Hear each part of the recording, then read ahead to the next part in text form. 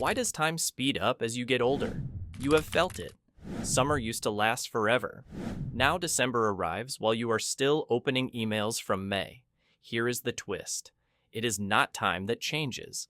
It is your brain's relationship with time that's changed. And you can influence it. Not perfectly, but enough to feel alive again. Let's start with the feeling. As a child, the world is loud and new. Every day has firsts. First bike ride, first sleepover. First snow that does not melt by noon. Novelty stretches time. Your brain lays down dense, high-resolution memories. Later, when you look back, the year feels long because there is a lot to remember. Now think about adulthood. Routines stabilize, commuter train, same office, same grocery aisle. Your brain starts compressing the tape. It records less detail because the days are predictable. Retrospectively, the year looks short because memory has fewer landmarks. That is why childhood summers feel longer than adult years. Here is the important part. There are two clocks. The clock while you are living the moment, and the clock when you remember it. Scientists call this perspective time and retrospective time. When you are bored in a meeting, the moment crawls. Later, it leaves almost no trace in memory, so the month feels thin. When you travel to a new country, the days feel fast while you are in them. Later, they feel huge because your memory is full of edges and firsts. Fast to live, long to remember, slow to live, short to remember. Understanding this paradox is the key. Another piece of the puzzle is prediction. Your brain is a prediction machine. It tries to guess the next second before it happens. When it guesses right, it downshifts attention. Less attention means fewer memory traces. Fewer traces mean time collapse in hindsight. When it guesses wrong, attention surges. Surprise creates dopamine. Dopamine tags the moment as important. That is why novelty expands the memory of time. Emotions matter too.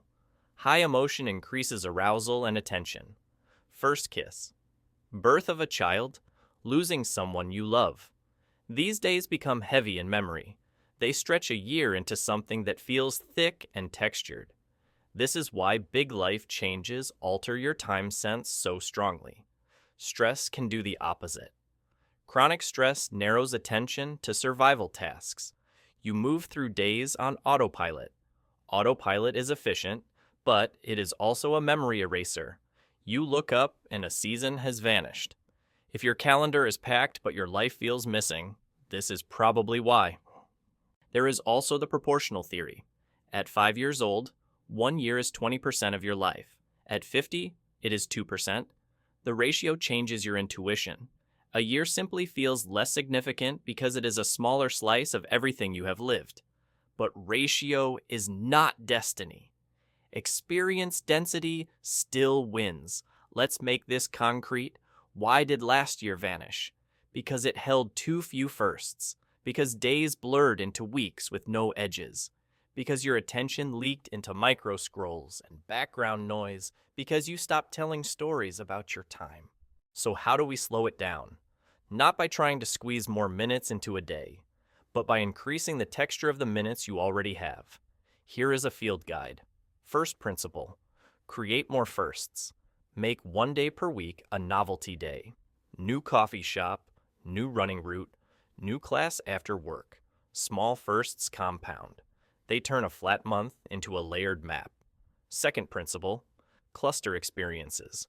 Back-to-back novel days expand a chapter in memory. Plan theme weeks. 7 days of Italian cooking. 7 days of dawn walks. 7 days without a phone after dinner. Your brain loves chapters. Third principle. Anchor your time with rituals. Rituals are memory nails. Sunday soup. Friday letters to your future self. First of the month photo at the same tree.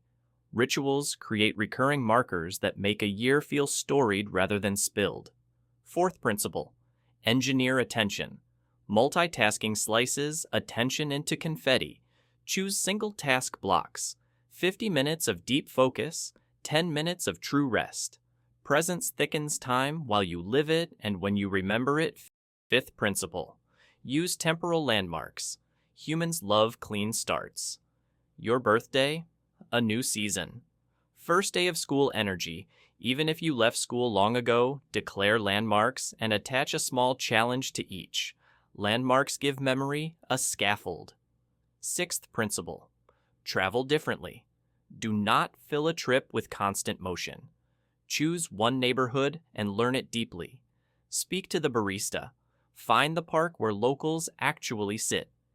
Deep familiarity within novelty creates both fast joy and long memory. Seventh principle.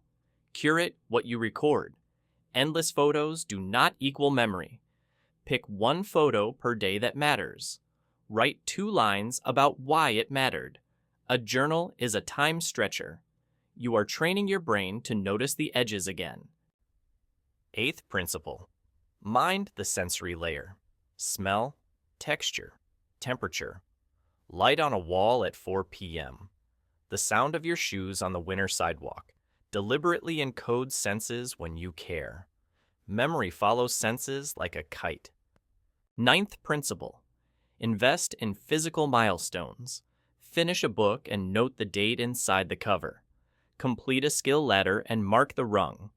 Objects become time containers. They keep the year from leaking away. 10th principle. Sleep like it matters. Poor sleep blurs days. Good sleep sharpens attention and memory. A sharp mind perceives time more honestly. Rest is not lost time. Rest is time that stays.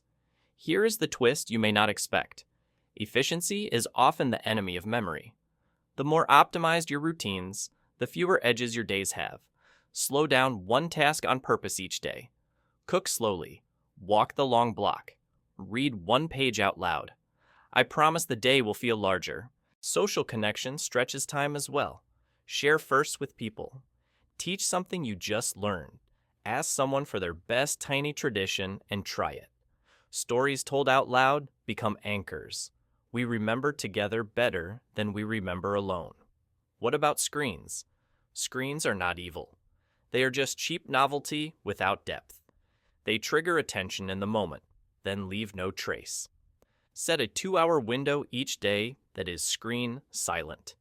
Fill it with a practice that requires hands and eyes in the same place: woodworking, cooking, sketching.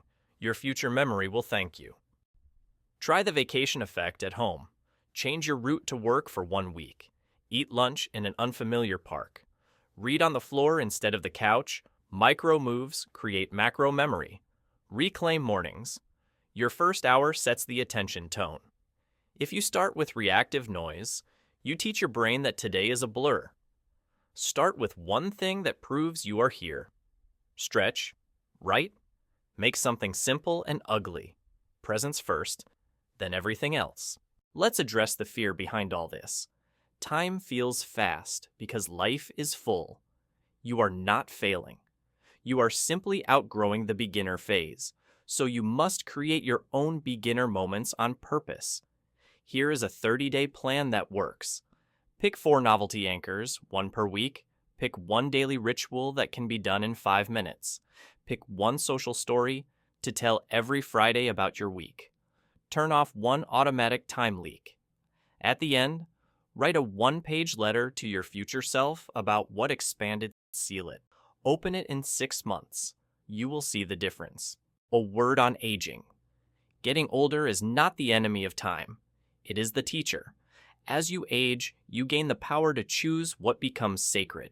Use that power. Name your seasons. Name your rituals. Name your firsts, even if they are small and quiet. One day, you will look back on this year. Will it feel thin, like a receipt, or thick, like a chapter? You can influence that answer starting now. Do 1 new thing today. Pay full attention to 1 ordinary thing. Tell 1 story tonight. That is how we slow time. Not by stopping the clock, by becoming fully present for what it is trying to give. If this resonated, stay with us. Subscribe to Mind Expander. Expand your awareness, improve your life, and make time feel like yours again.